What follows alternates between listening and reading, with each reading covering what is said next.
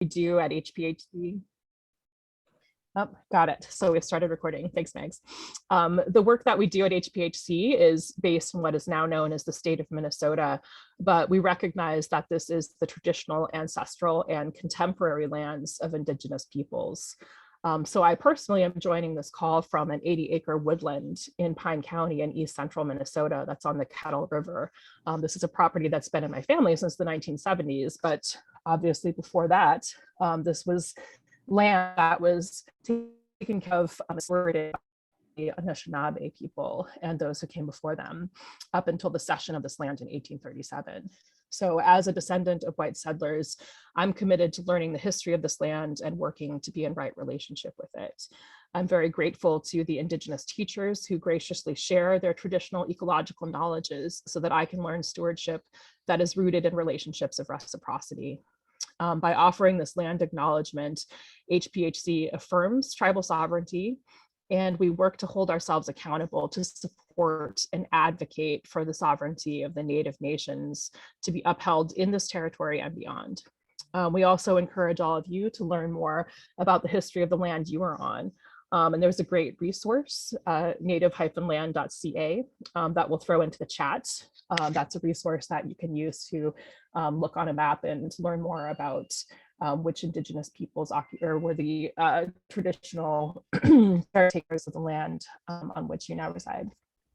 So at this point, I am very happy to turn over the presentation to our policy director, Kathleen Schuler, who will introduce the topic today and our speakers. So thank you so much, Kathleen. Thank you, Brenna, for that lovely dedication. Thanks so much to everybody for joining us today. We are grateful to have an awesome speaker lineup for today's discussion on climate justice. I'm going to start off with a short summary of our upcoming climate justice report. This has been a very long journey for us, and we're finally going to be ready to publish the report later this week. So we will be sending you a link to the report, and we hope that it's really going to be a helpful resource. In January, we published the executive summary and policy recommendations because we wanted to present this to a Minnesota House first ever climate justice hearing. So that's available on our website. But the basic recommendations as far as policies have not changed. They are the same in the full published report that you will get information on soon. So why did we do this report? As health professionals, we see severe disparities in lifespan, chronic disease, and family resources to deal with health issues. We felt it was important to tell the story of how systemic racism underlies these disparities and results in greater vulnerability to the adverse effects of climate change on health, and to recommend policies to begin addressing these disparities. We hope that the report will be useful to health professionals and hopefully also community organizers. Health professionals can and should be critical allies in the fight for racial and climate justice. So later I'll share the cover of the report, but I think for now I'm going to do a brief summary. So I'm going to share my screen.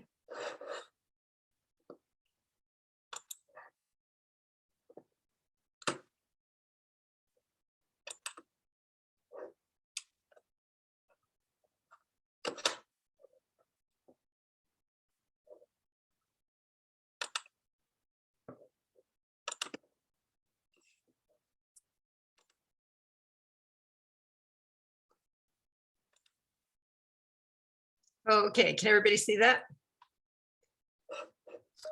We cannot actually. So yeah, you're not sharing your screen yet, Kathleen.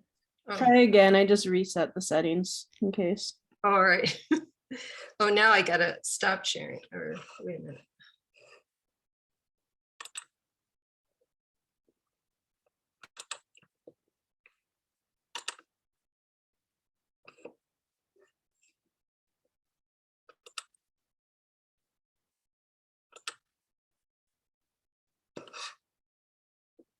Okay, now, is it good?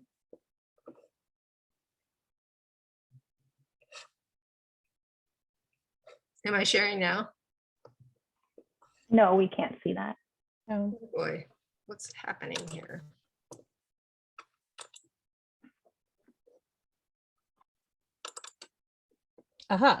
Now we're seeing it, Kathleen. Sorry about that. Forgot to press the right button.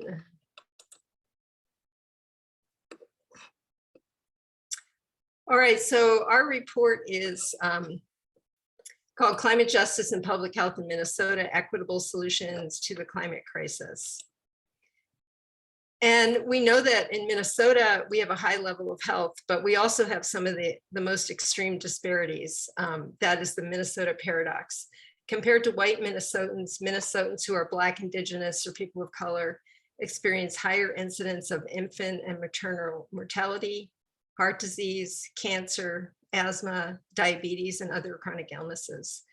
There's also a striking shorter life expectancy for people of color. The average lifespan for white Minnesotans is 81 years.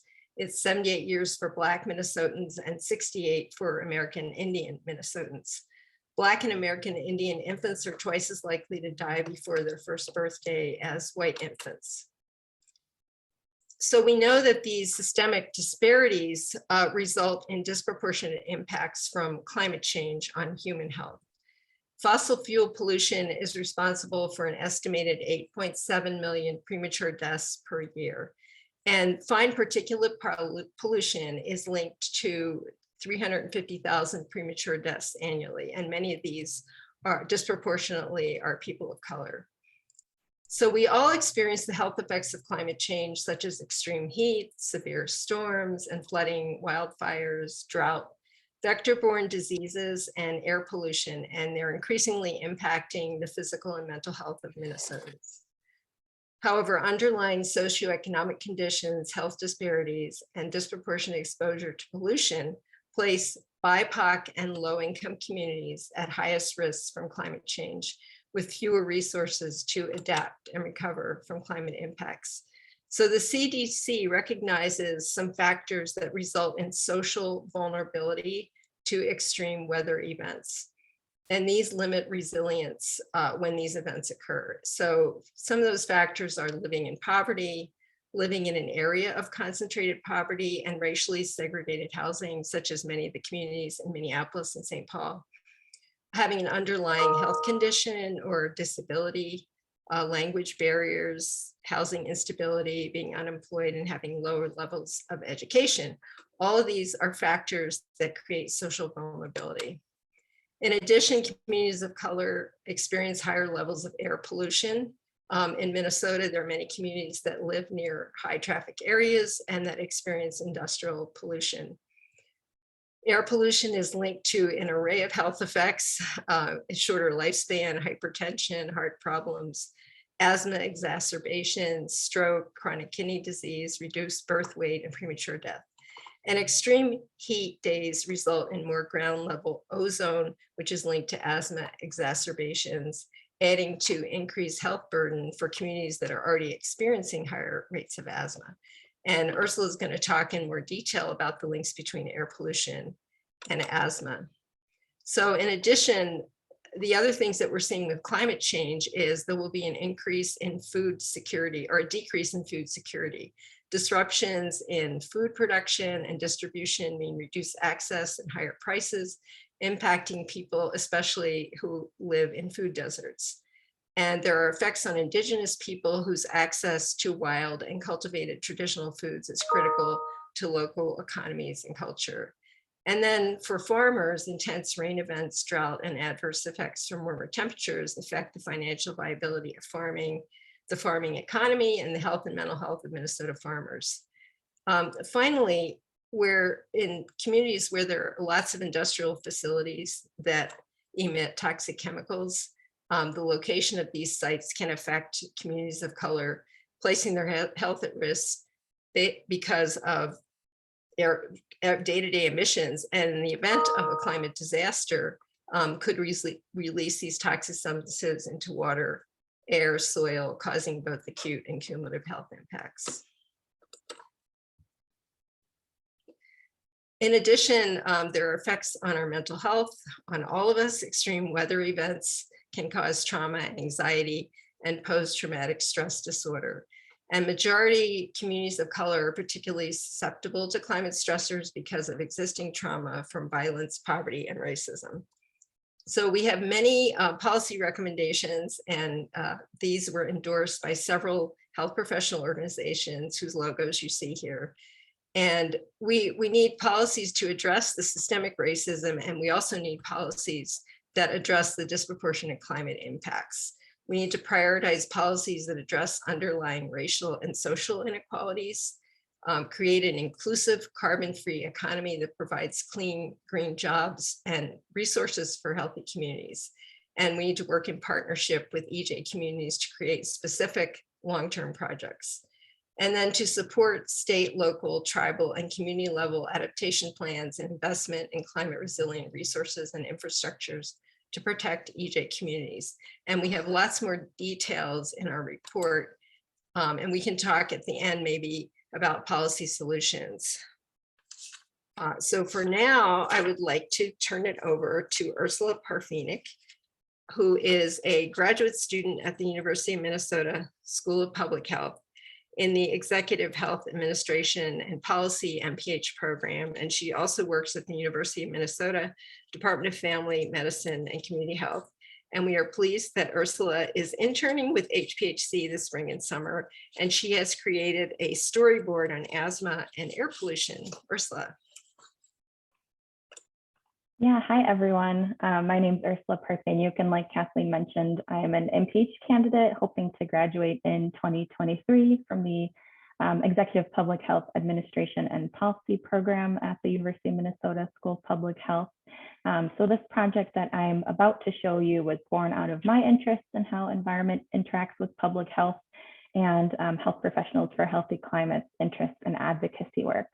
So first, I just want to say thank you to Health Professionals for a Healthy Climate for allowing me to present my story map entitled Asthma and Air Pollution Emissions in the Twin Cities. I'm going to give an overview of the story map today, but I hope that after this meeting, people will individually go in and explore the story map on their own, as it's an interactive web-based application.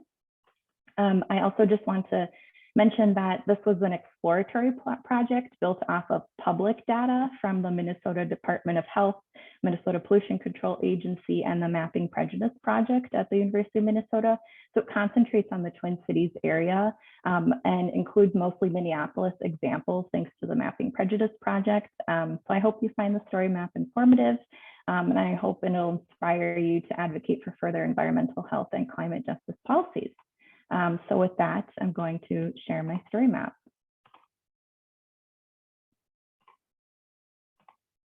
Okay, can everyone see that okay? Perfect, thank you.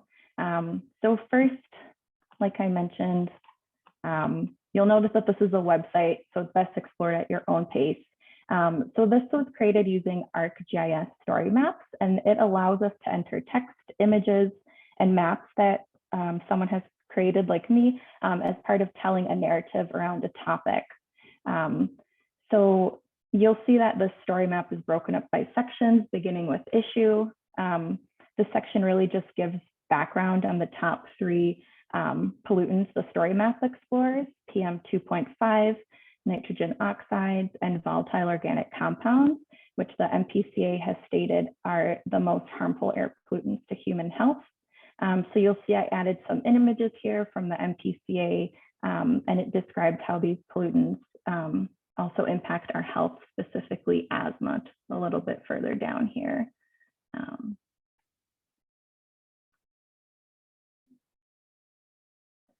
So we'll see that PM 2.5, nitrogen oxide, and volatile organic compounds affect asthma and many other heart and lung diseases, as well as brain development and birth outcomes. So this is kind of where the maps start to come in. And I might have to refresh my screen every now and then, just because when you're not on the map right away, sometimes it doesn't load fully.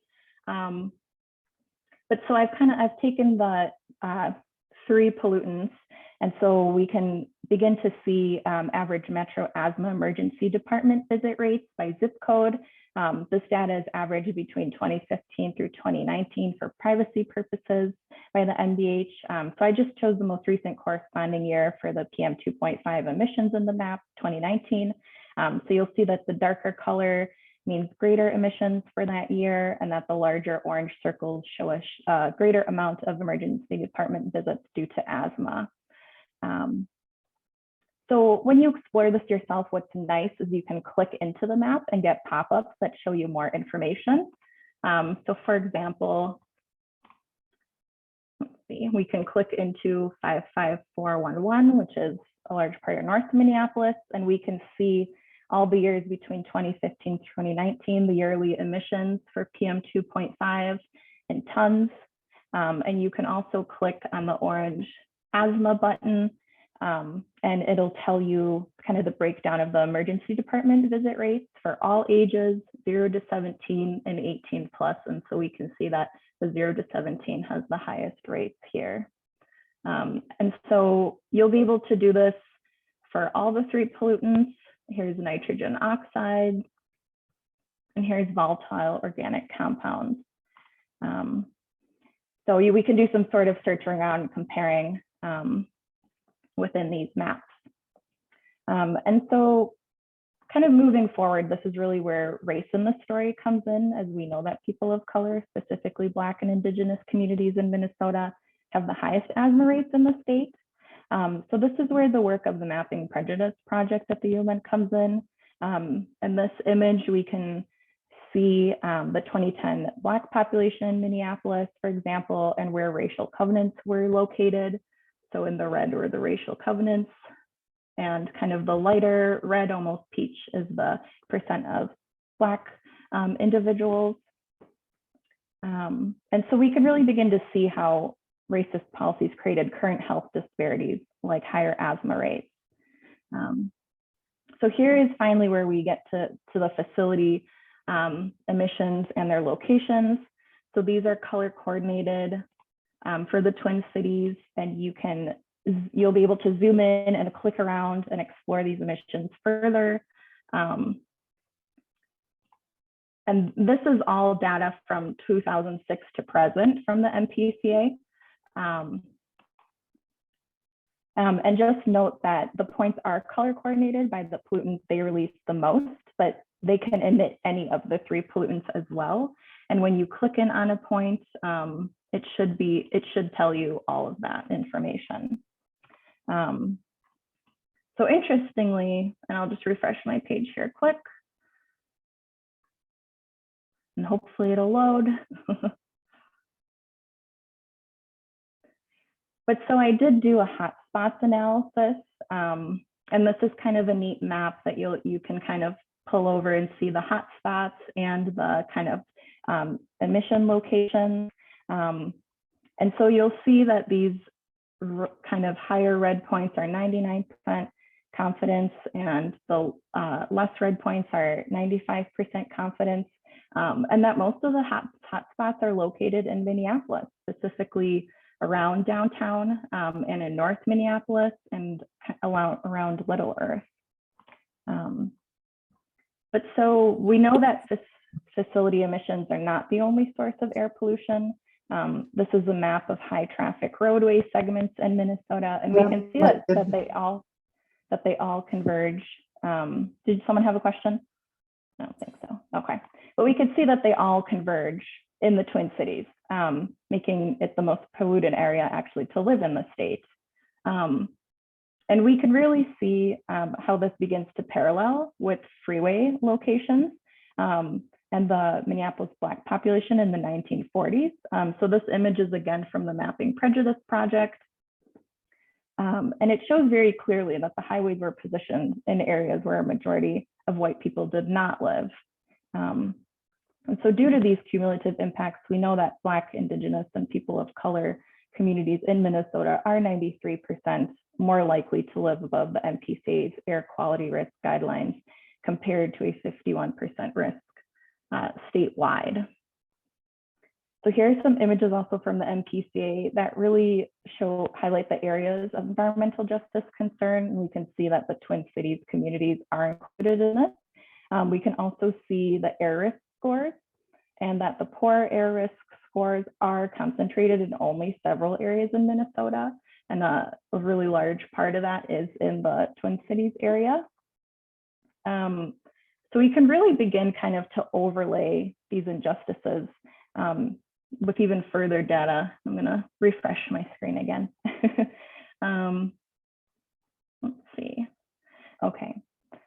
So last year, the Metropolitan Council released a huge data set, and in it, they created what are called areas of concentrated poverty and areas of concentrated affluence in the Twin Cities. So we can see in this map as well how asthma emergency department visit rates and poverty and affluence areas overlay together. We can see the pink areas are areas of concentrated poverty, and the green areas are areas of affluence. And so this is really ties into the social vulnerabilities that, that Kathleen mentioned as well. And then this last kind of map I created, and this one you have to zoom in. So I overlaid the 2010 census Black population with kind of these areas of concentrated poverty and affluence. And again, you can really start to see kind of the history of where Black individuals in the Twin Cities ended up. And so, yeah, I hope you're encouraged to kind of go more into the story map, and I'll provide a link in the chat shortly and explore more. And I also hope you're inspired to take action. So there are a number of ways you can take action that I've put together here. You can learn about and monitor the air quality index and share that with folks, invest in local communities most impacted by cumulative impacts and climate change. And some of the organizations, Health Professionals for Healthy Climate is working with now include the Minnesota Environmental Justice Table, Community Members for Environmental Justice, and the East Phillips Neighborhood Institute. So I've provided a link for all of those, as well as the national policy initiative under President Biden, Justice 40. So yeah, of course, vote for candidates that support these policies and are in tune with communities most in need. And support policies that mitigate climate change as well. So I also just want to encourage everyone to read the Health Professionals for Healthy Climate New Climate Justice Report. It should be out very soon. Thank you. Ursula, thank you so much. This is such an awesome tool, and I really appreciate all of your work. Yeah, thank you. So now I'm going to turn over to Akira Yano and Crystal Dallencourt, who are EJ organizers with the Minnesota EJ Table, and they're working to shut down the HPHC incinerator, which is a major source of air pollution in North Minneapolis. So I don't know which one of you wants to go first. Yeah, I can kick it off. Hello, my name is Akira. I use he, him, and as Kathleen introduced, I work as an environmental justice organizer with the Minnesota Environmental Justice Table. I'll let Crystal introduce themselves. Yeah, I'm Crystal Dallencourt, and I also work as an organizer with the EJ Table, and I've been on staff for about a year. Thanks for having me. Yeah, thanks for having us. We've been on the table for about the same time. And that's also a really great tool, Ursula. I'm really interested to dive deeper into that. But in the meantime, we have a more of like a visual / slideshow to talk about the HPHC incinerator itself. Just give me a second to share my screen. Great, cool. So yes, as was introduced, we're going to be talking about the issue of like trash incineration and the health impacts of the HPHC, which stands for the Hennepin Energy Recovery Center. It's a very large trash burner located in the heart of downtown Minneapolis. If you've ever driven by like the Twin Stadium and seen 3 tan stacks nearby, that's the trash incinerator.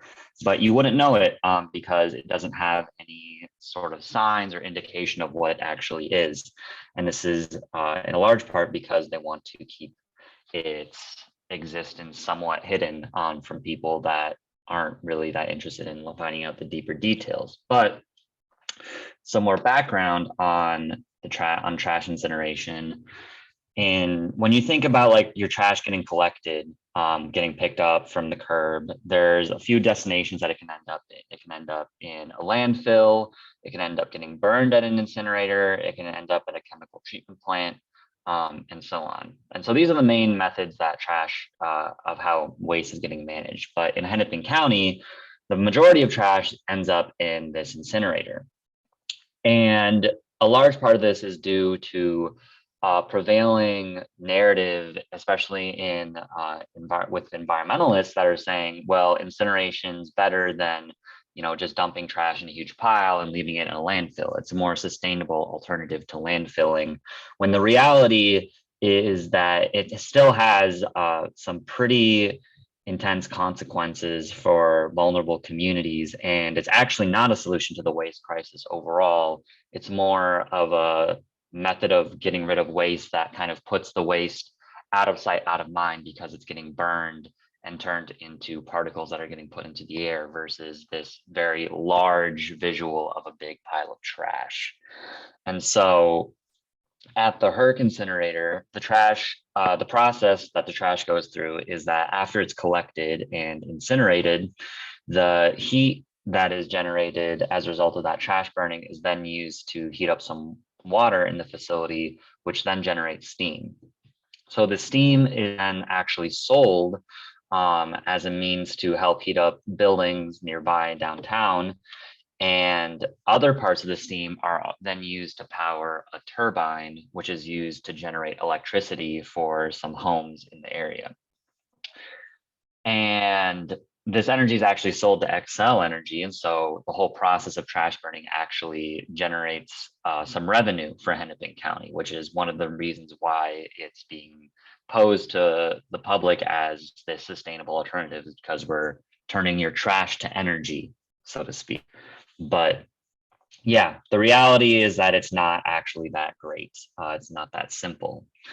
So the other thing is that not all of the trash that ends up at the HERC is actually from the surrounding areas. 75% of the trash that's burned at the HERC is from Minneapolis, while 25% is from the surrounding suburbs. So these are people who don't live in proximity to this incinerator, are not in direct contact or experiencing the environmental burden that comes as a result of burning trash, that are actively contributing to the waste that's getting burned at this facility.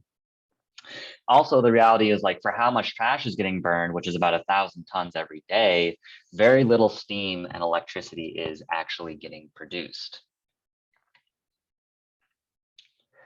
So in speaking to why the HERC is an issue as it relates to climate, the HERC is actually one of the largest point source producers of air toxin emissions in the county. It's one of the top emitters for all criteria pollutants identified by the Minnesota Pollution Control Agency.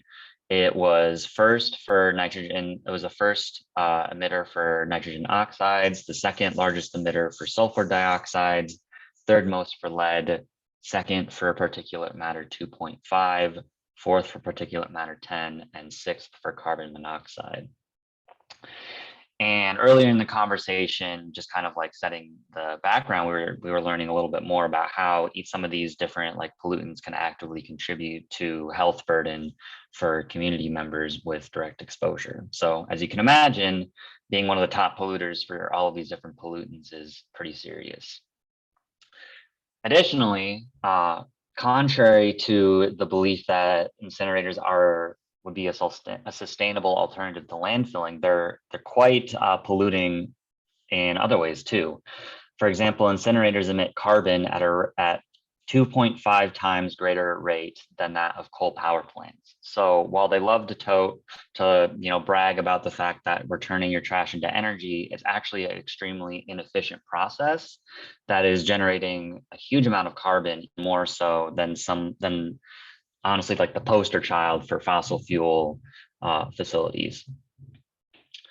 An additional reason why the HERC is like a big problem for climate change is that it stands in the way of actual solutions for the waste crisis. It's a false solution, so to speak, because it actually qualifies, incinerators qualify for things called renewable energy credits, which, as I'm sure some of you know, are essentially credits that help to subsidize costs of the facility because they're able to generate what is then qualified as renewable energy. But the issue with that is this is a Band-Aid solution at best. It's actually not even a solution at all. So it's actually taking resources and financial assistance away from actual solutions to the waste crisis that are then being used to help fund this environmental justice travesty.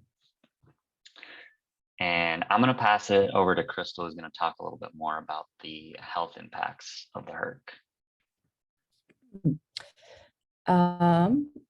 Yeah, so as mentioned, it's one of the top emitters for almost all of the pollutants identified by the MPCA, number one in arsenic emissions in the entire US.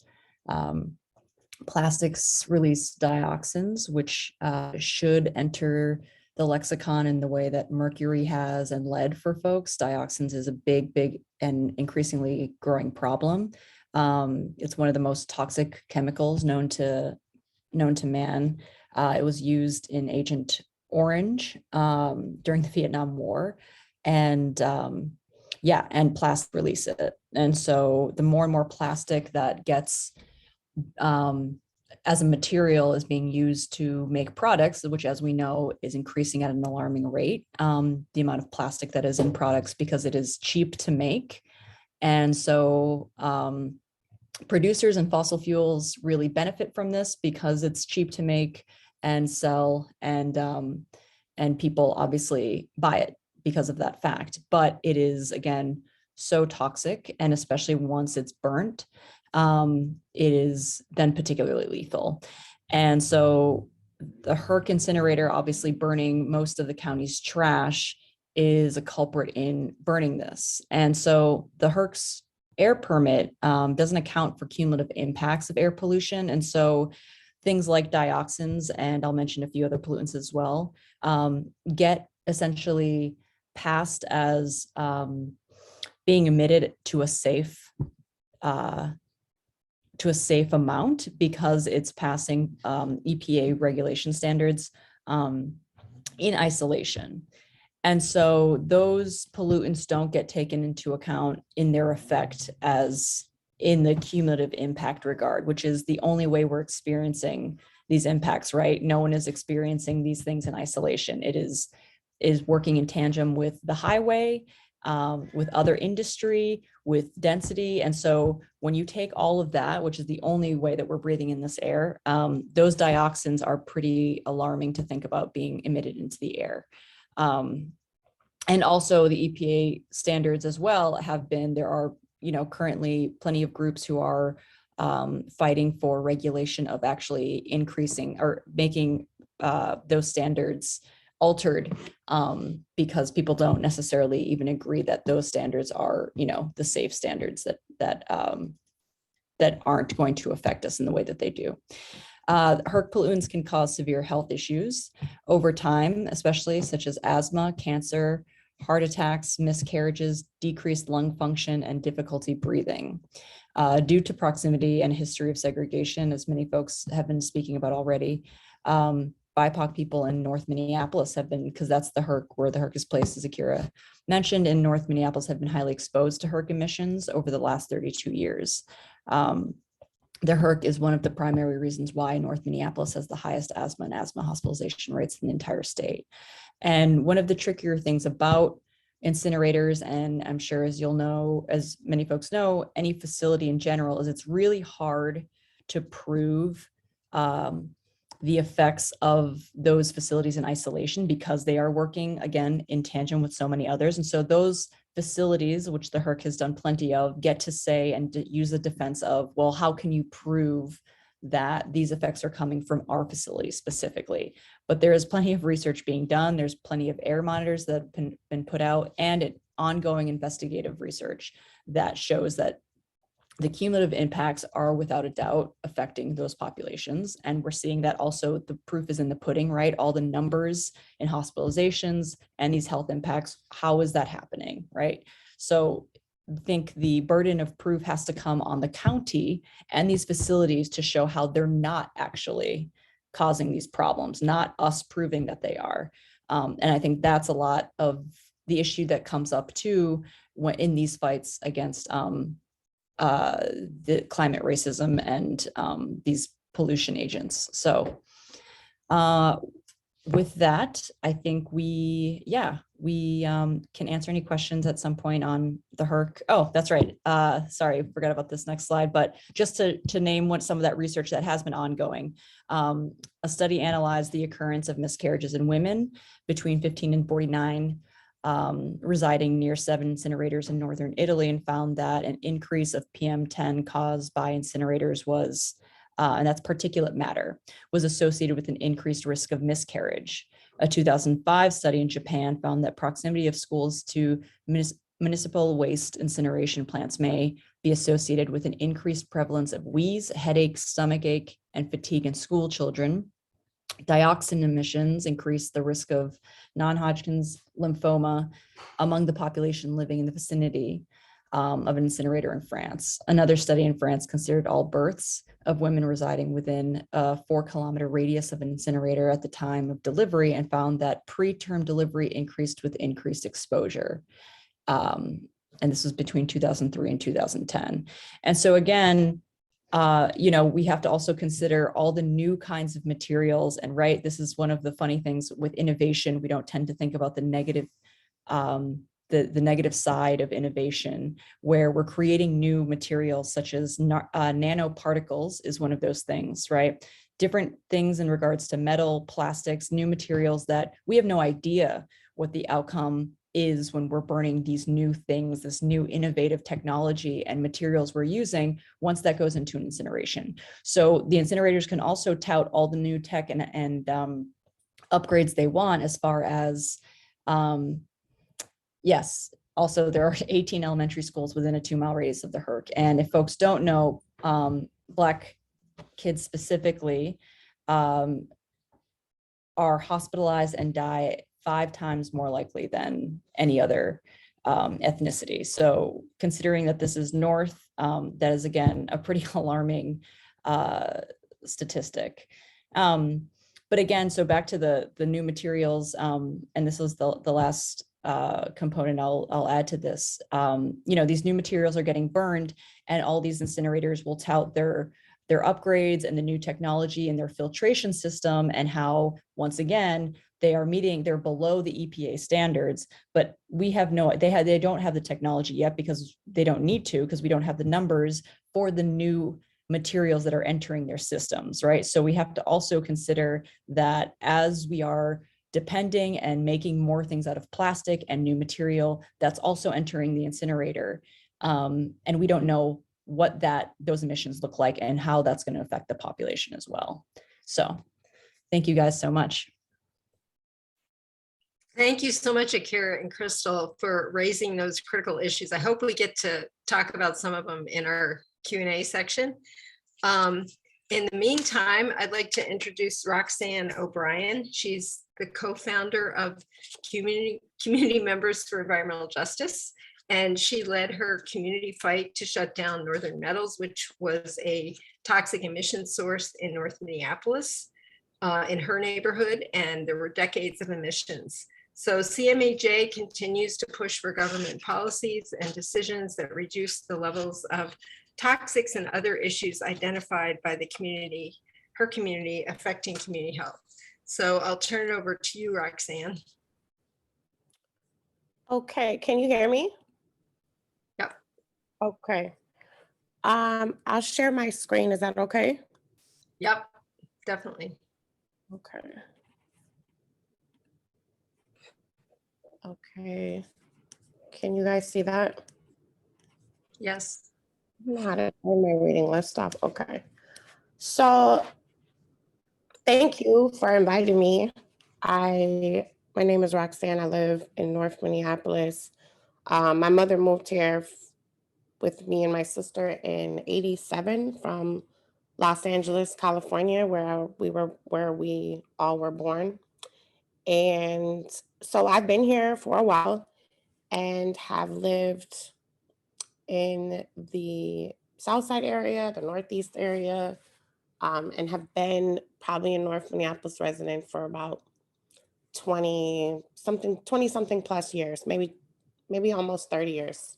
But yeah, I got involved because as I was doing community organizing in my community, mostly around housing issues and um, violence prevention, working with young people on the Youth Are Here bus, through the parks, I started to get a lot of information. And one of the things that came to me was this facility, Northern Metals, that I had no idea about the industry, um, the pollution industry, or the industrial corridor along the river.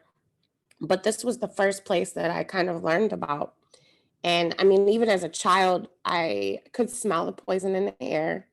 I remember specifically riding from North Minneapolis to Northeast on Broadway and being in the back seat and asking my mom, what does that smell? It smells like poison. And just remembering, my mom didn't know, but as I got older, now I am able to put a lot of the pieces together. And so here we are. When I think around 10 years ago, I discovered Northern Metals Recycling Shredder was wanting to increase their permit by 1,000%. And that, once I started to dig into it a little more, I started to find out that this company was just really irresponsible and greedy and ruthless, and had a lot of money and a lot of lawyers to continue to be a bad actor in our community.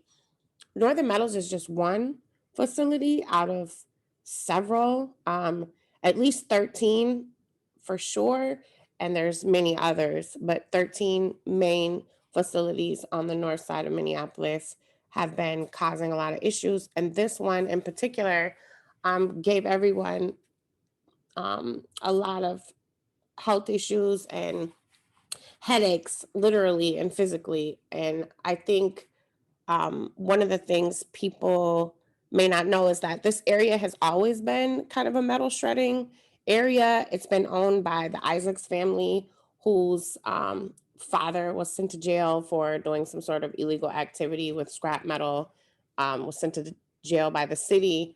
And I think this family has continued to allow this land that they own to be used and exploited, for money. And so Northern Metals has been within that parcel of land since 2010. And in that year, Northern Metals was fined $15,000 for air quality permit violations, which is why they applied to have their pollution limits raised, because they weren't ever staying within their permit. The air quality monitors that community members fought for and demanded were added in 2014, which then started to record high levels of lead and other heavy metals. In 2016, Northern Metals was ordered to stop operation until their metal recycling plant and snow shed were updated due to the harm that they were causing. And instead of fixing it, they ended up reaching a $2.5 million settlement with the city, which a lot of us were very angry about because we just wanted it to leave.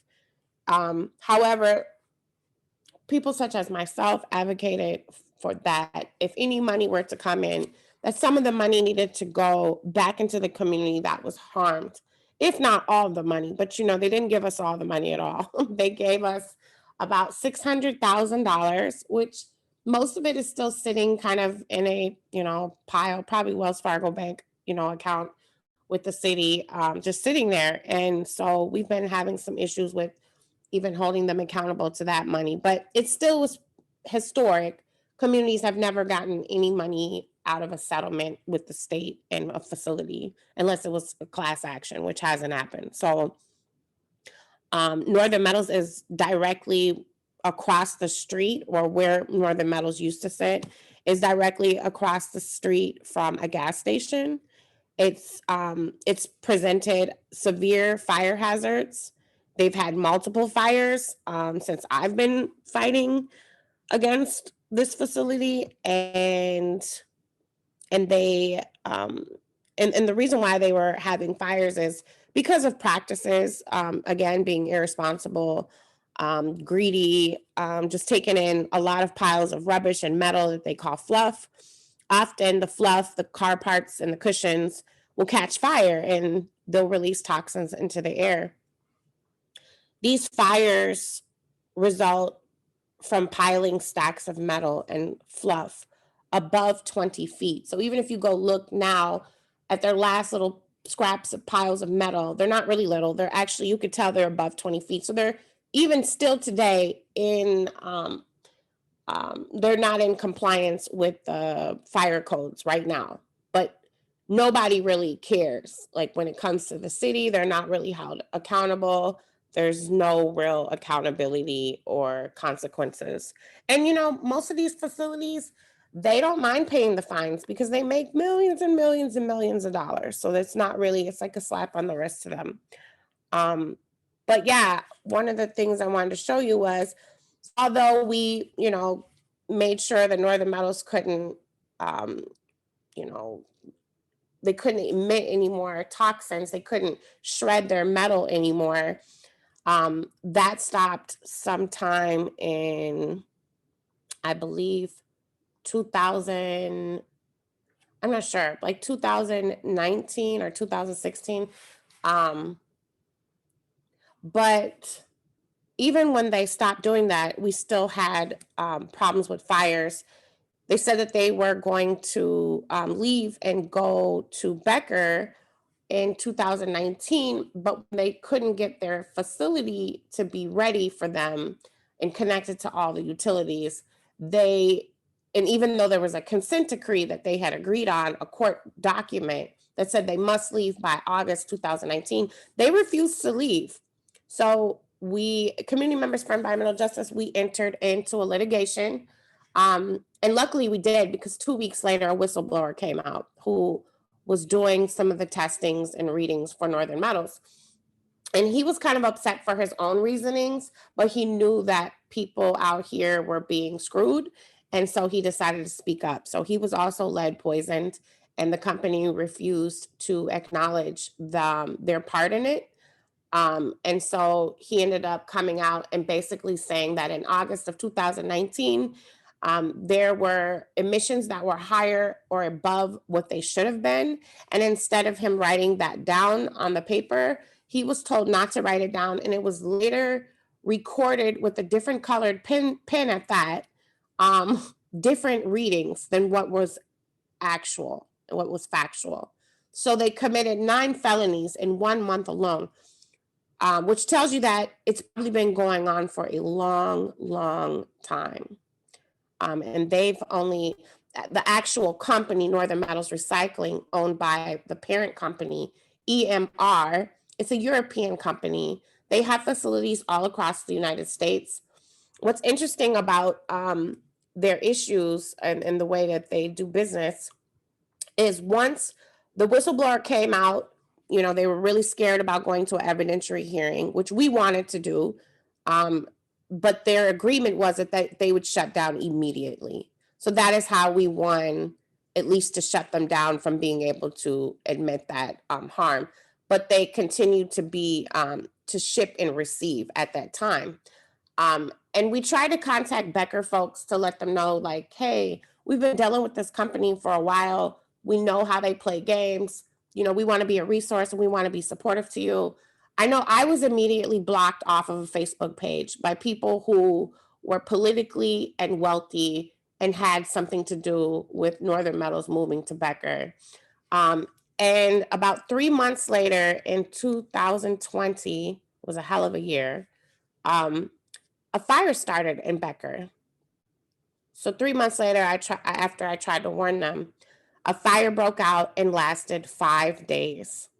They used about 500 million gallons of water and resources. They used a lot of resources.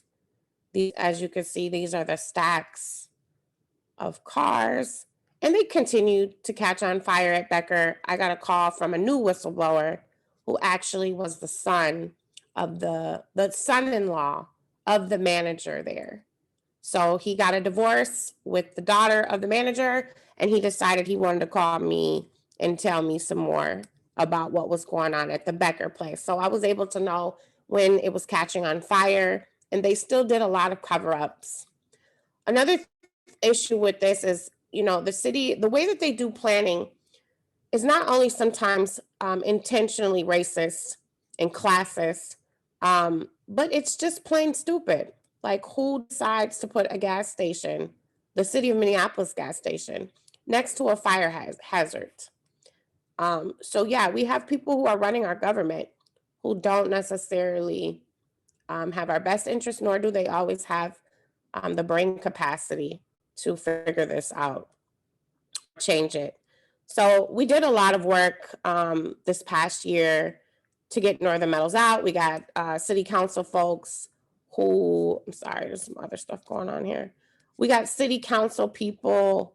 Here's some other places, you guys. I said there's other corporations along the area, as you can see right here. So so it's not just Northern Metals, but we ended up getting a full council support. People signed on to a declaration saying that something needed to be done by Northern Metals. This January 2022, their lease expired. They did not renew their lease, so they're out of here. And they mentioned my name, they mentioned our communities and the city, saying that they were being harassed. So they said they left. So sometimes that's what happens. You put a lot of pressure on these places, and they end up quitting themselves because, you know, they're no longer able to do what they could do because there's too many eyes on them now. And that's what happened. They got sloppy. It's not that they were necessarily the worst, but they kind of were because of the highest lead levels that were happening in Hawthorne neighborhood. Was definitely had a lot to do with them, because when they left, those lead levels went down. Particulate matter decreased by 25% on the north side. And so, yeah, and you know, our communities deal with a lot. We're overburdened communities as it is. These are just pictures of some protests. This one in particular, Jamar Clark, when white supremacists came and shot up 4th Precinct. This is me and Diamond Reynolds. This is Philando Castillo's girlfriend, who was in the car when he was murdered. But this was actually the protest of Dante Wright this past year. We were actually having a barbecue, trying to have self-care. And then we found out that Dante Wright was murdered in Brooklyn Center. So we quickly had to change gears from self-care to going out there. And we made sure that we got stuff for our kids came out there with us. So we all had these gas masks, which is another issue with our air, like, and how like these issues interconnect with each other. Our communities are fighting for justice constantly. And what are we faced with? Chemical warfare. So a lot of times we're gassed just for showing up, you know? And so these are things we have to go through, where we're not only dealing with issues of health just from the pollution and from other things, but then when we're fighting for justice, we're also then attacked. Our healths are attacked in that way as well. Something I liked to just show people that these are interconnected issues. This is a map that some young people helped me make at Juxtaposition Arts, where you can see we have a few. This is what we use for our EJ tour. So we have Northern Metals, we have GAF, and then we have Upper Harbor Terminal. And this is layered on a map that actually kind of shows you kind of how things are built here and where they're allowed to be built. I think something interesting to be said is when the city decided to make the green zone designation, they totally left HERC out of it. So that this is very intentional. As you can see, we've got hazardous areas and smoke travels. But yet when we're creating a green zone, and in HERC, as you heard before me, has some of the worst levels of toxins or pollutants in our community, and yet it was somehow not in the designation. Hey, Roxanne, Yeah. your story is so compelling. I want you to keep going on, but I was wondering if we could leave a couple minutes for questions. We're coming up to the hour. Is it okay with, can the speaker stay a little bit longer? It's okay. Let's go to questions. Thank you, Roxanne. That's amazing. No problem.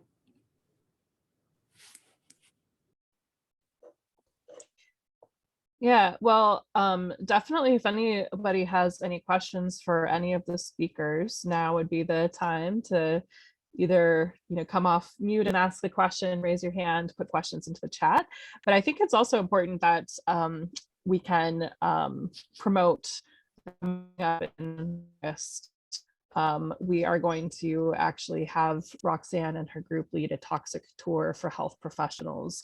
So we recognize that there is so much more to this story, and we want to really dig in and learn and hear from these amazing community members who have been leading the charge on organizing for environmental justice in their neighborhood. So we will have more details about that forthcoming for sure. But for everyone here, pay attention to further details that we'll be promoting through our channels in the near future. And we are so looking forward to hearing more from Roxanne and her other community members on that toxic tour. So definitely that's another reason, like, we didn't mean to want to cut you off today, Roxanne, but just wanted everybody to know we're definitely going to have more time with you. But yes, please, would anybody like to ask any questions or comment? You're getting a lot of love in the chat, Roxanne, from folks who are so inspired and praising your work. I wasn't looking at it, y'all. I'm looking at it now. Yeah. Mm-hmm.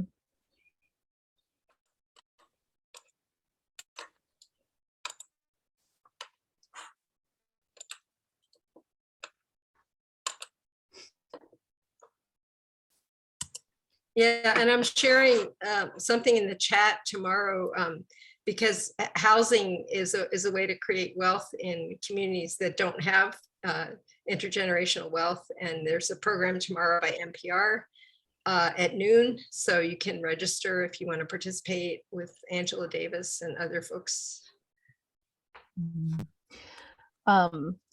I think the important question throwing out here is, what do we do, right?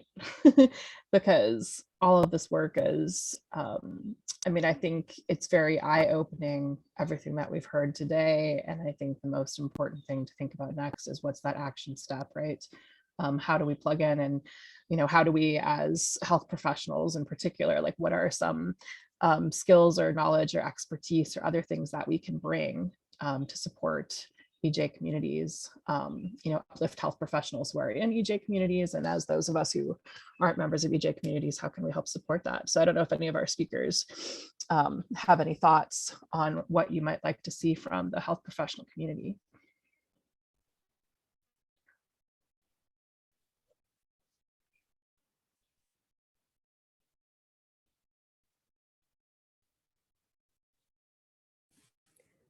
Is that the question at the bottom? Yeah. Yeah, that's the question. Would love to hear from you, Roxanne, or from Crystal or Akira, better ways that we can, can contribute and plug in and help. Well, yeah, for sure. I think health professionals have a very important role in this. I think a lot of times health professionals try to stay out of what the narratives and what the conversation is happening in politics, but we are all impacted by politics. There's no way to avoid getting involved in policy in the conversation. And I think people just have to be brave enough. A lot of times I risked saying things. I said things and I challenged people to the point where, like, I got blacklisted a lot.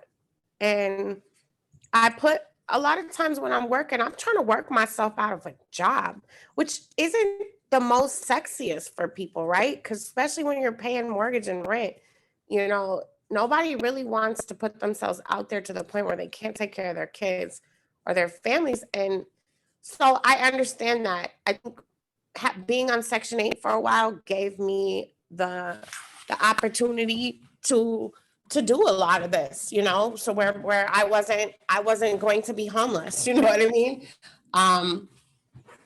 But, you know, I think, you know, I read an article in the Star Tribune one time about a psychiatrist at HCMC and how he supposedly wasn't scared to like lift up his voice and say things at the state, because he was saying that people were coming in with all these problems, and they were saying not only did they not have enough beds to fix these problems, but they would be sending people right back out into the community, and they would be dealing with the same issues that they had. And he knew that some of it was around housing.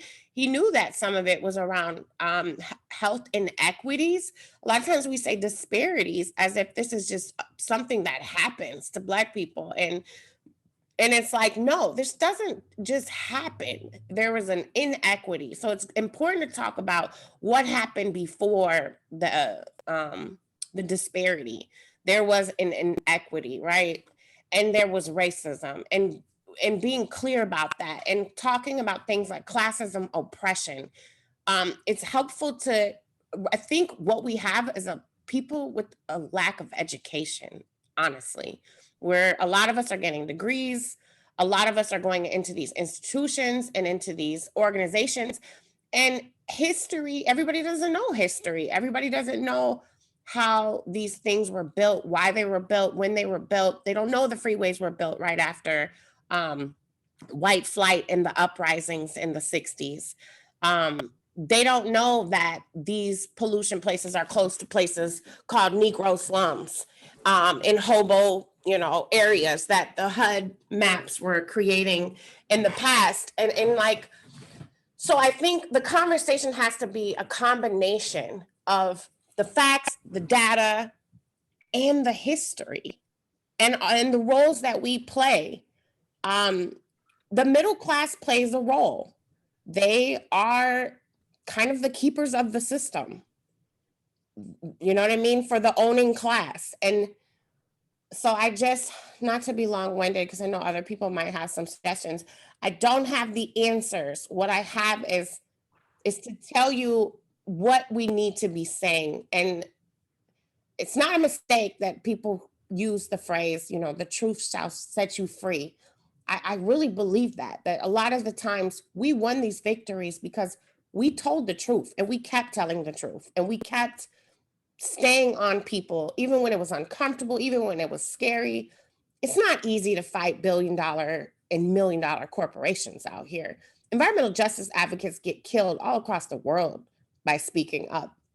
So it's important that people lift some burden off of frontline communities, and lift our voices every chance that you get with policy, bringing people into the room. You know, you guys have a very important role. You can speak up and say some of these places, these people aren't coming in here just because of their own faults. That's what the system wants us to continue on with the narrative, which I'll end it with this. In 2010, the same year Northern Metals came in the community, 37 deaths could be attributed to area codes 55411 and 55404. 37 deaths can be attributed to particulate matter air pollution, compared to 22 homicides in general.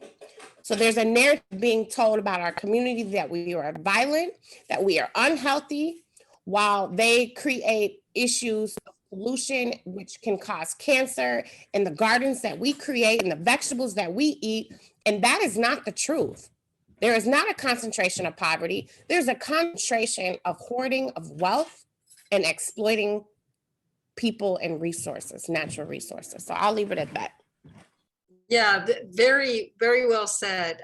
And I was wondering if Akira or Crystal had any final thoughts that you want to share.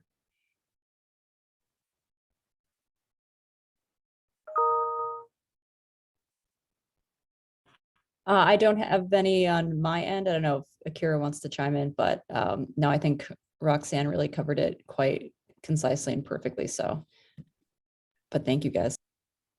Yeah, I agree. I think the only other thing I would say in terms of something I really appreciated from health professionals is like the collection of data and like analysis of all of this like scientific information regarding like health impacts, which I often feel is typically fairly inaccessible to a lot of people just because they don't have like the background, the education, or like the language to fully understand it. So I think distilling it into things like the story map that Ursula was showing earlier, that kind of paints a more visual picture that's a lot easier to kind of interpret and understand the impacts of everything is like really key.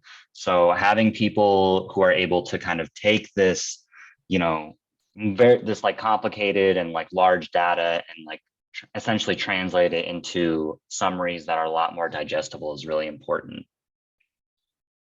Yeah, thank you. And thank you, Ursula, for all of that work. And really, what you're saying, Roxanne, it's really important it's easy for people who are leading middle-class lives to ignore communities, sacrifice communities that are being affected by our economy. And that story has to be told, and people need to know that so that we can change those policies. One other thing I want to say, when you think about the industrial corridor, or just the industrial revolution in general,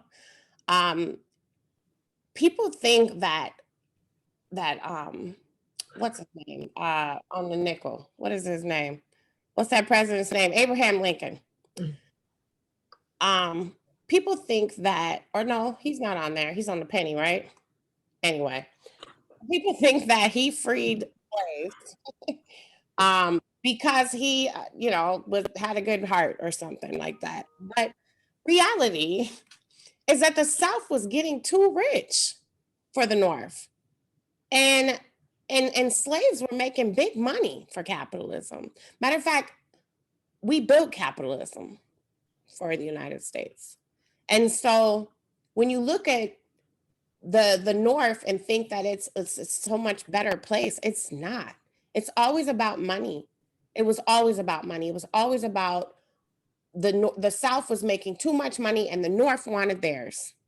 And so here we have it, an industrial revolution that still enslaved people, whatever way you want to look at it. Yeah, thanks for talking about the real history. Yeah, these are so important and profound points. We really appreciate it. I think to me, an important takeaway is a lot of the things you were saying about people with privilege needing to have moral courage, Roxanne, to actually step up, and also that in health professions, and especially in health professions education, we create the terminology that kind of separates these things out and doesn't actually account for the real history and the real impacts on people. And we need to be much more clear about that and show those intersections that you've really pointed out so much in your story, and that we also heard about, what's happening in the whole community around the HERC. So thank you all so much for that.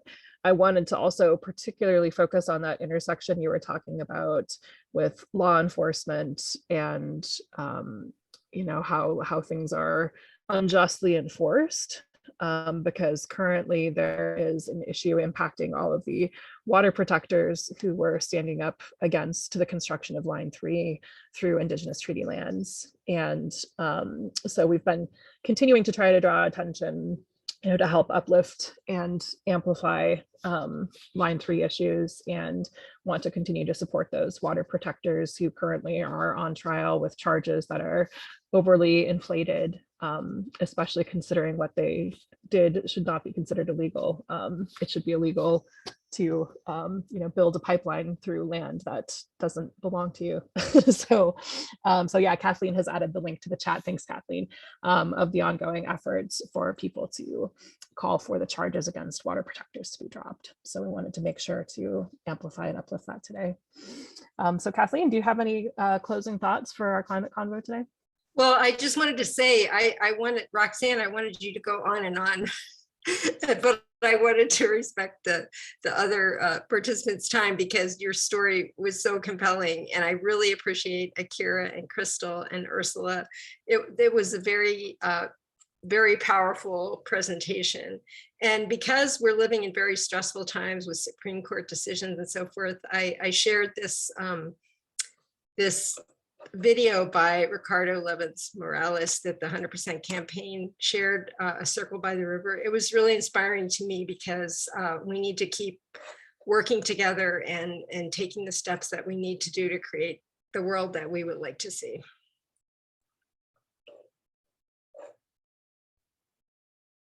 Thank you so much, Kathleen. And thanks again to everybody for coming, especially our speakers. This is a topic that we're going to be continuing to learn about and discuss as we move forward. And our climate justice report will be released very soon, and we'll definitely make sure that everybody is aware and has access to it as soon as it's finished. It's in the final stages. So thanks again. And also a recording will be available at some point in the near future. So we'd appreciate if you want to share it with others in your circles as well, so they can hear all of the great words of wisdom that we've learned today. Thanks, everybody. Thank you. Thanks, everyone. everyone. Take care. Thanks. Bye-bye.